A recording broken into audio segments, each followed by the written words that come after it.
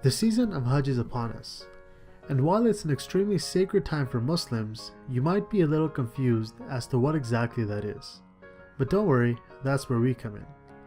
This is Simple Islam, taking Islamic concepts and explaining them before your coffee gets cold or before you go outside to enjoy the last days of summer.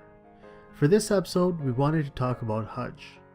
Hajj is the name given to the Muslim pilgrimage that is performed during the month of Zul Hajj of the Islamic lunar calendar.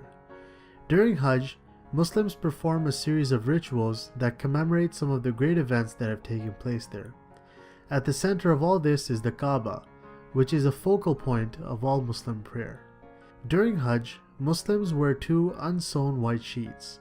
It is a representation of how we are all equal in the sight of God, and how all men, regardless of status or wealth, should humble themselves equally. Just like we find in the Bible, Muslims believe that according to the will of God, the Prophet Abraham left his son Ishmael and his wife Hagar in the desert, which is present-day Mecca. To remember the search for water that took place after he left them, Muslims walk between the two hills that Hagar did when she was looking for water for her and for her baby.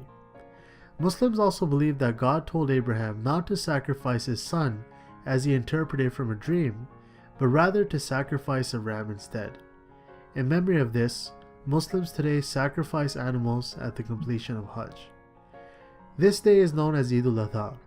On this day, Muslims around the world participate in a special prayer service, listen to a sermon, and those who are able to make a sacrifice do so. The meat is then divided into three parts: one for self-use, one for family and neighbors, and one for the poor. In this way, everybody gets involved in the celebration and no one goes home hungry, spiritually or physically.